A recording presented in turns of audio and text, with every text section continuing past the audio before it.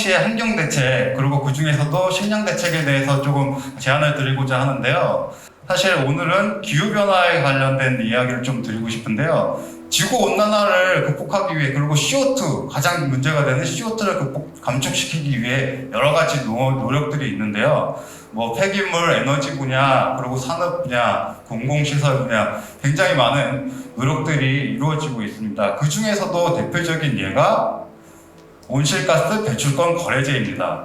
이 온실가스 배출권 거래제는 온실가스의 배출량을, 허용량을 정해놓고 부족한 남는 부분 아니면 감축량에 대해서 서로 돈 주고 사고 팔듯이 거래를 할 수 있다는 제도인데요. 사실 이 부분으로 사실 에너지 부분, 그리고 기업적인 부분, 산업적인 부분 꽤 많이 해소를 할 수 있다고 생각을 하고 있어요. 여기까지는 사실 기업적인 부분이고, 우리가 할 수 있는 부분을 조금 살펴보려고 합니다. 온실가스 배출량을 그래프로 나타내는 표인데요. 전기나 열, 산업, 교통에서 굉장히 많은 온실가스가 나오고 있는 것을 알 수 있습니다. 근데 그 밑에 보시면은 우리가 단백질 원으로 주로 생각하고 있고 고기를 먹기 위해서 먹는 이 가축들이 온실가스 양을 소가 9.4%, 돼지가 1.3%, 닭 1.2%, 요 아이들만 더한다고 해도 전 세계에 있는 자동차의 온실가스 양만큼이 나옵니다. 그러니까 이 온실가스가 굉장히 많다는 거죠. 저는 소와 돼지, 닭을 먹지 말자 이런 얘기를 하는 건 아닙니다.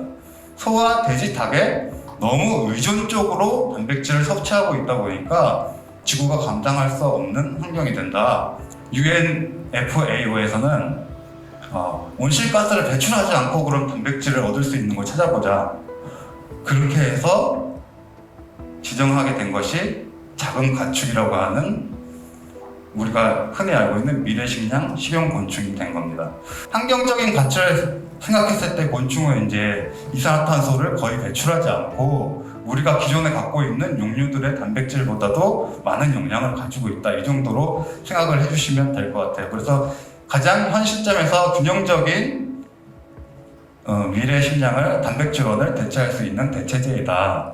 이런 환경적인 문제 때문에 지금의 단백질에 의존하는 것은 옳지 않다라고 해서 사실 배양육이나 대체육, 인조고기 이런 곳에 산업적인 개발이나 연구가 굉장히 많이, 우리나라에도 그 규모가 굉장히 커져가고 있어요.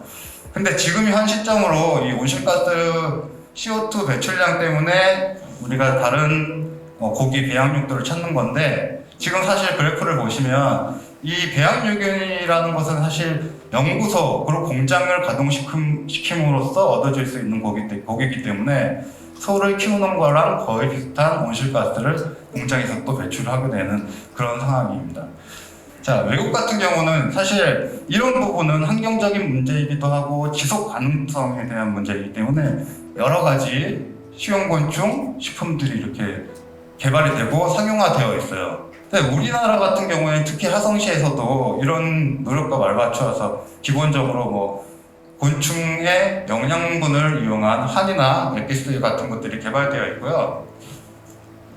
한과 엑기스를 떠나서 이제 여러분들이 좀 쉽게 다가갈 수 있도록 하기 위한 초콜릿이나 젤리, 캔디, 여기까지도 개발이 되어 있는 상태입니다. 기존에 먹었던 것들이 아니고 곤충이라는 것에 선입견이나 거부감이 좀 있을 수 있기 때문에 이런 부분에 대해서 인식을 개선하기 위한 많은 노력들이 이루어지고 있는데요.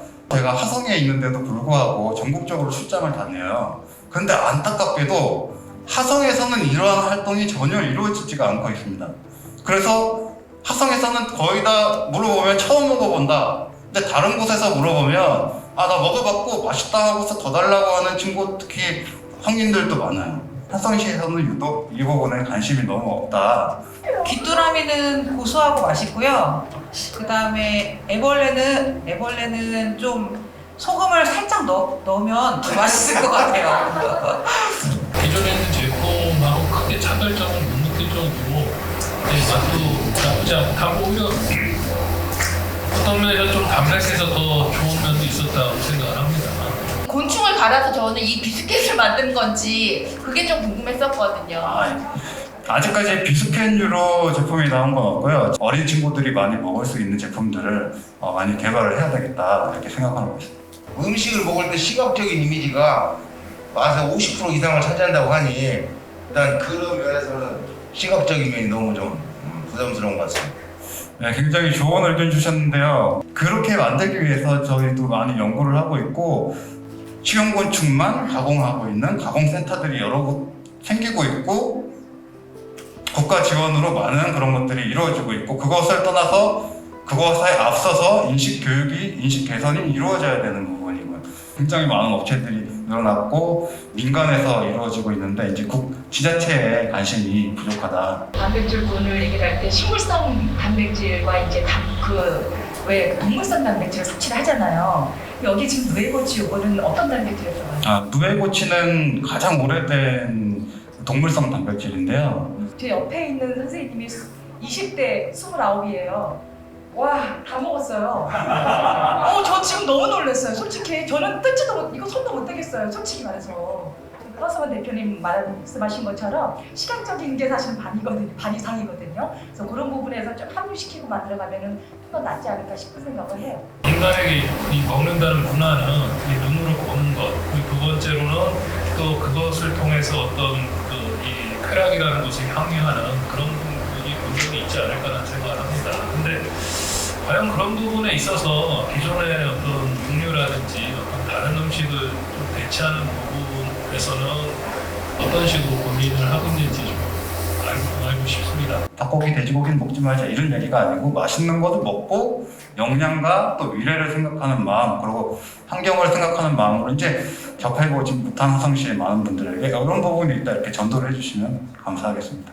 이상으로 토론을 마치겠습니다.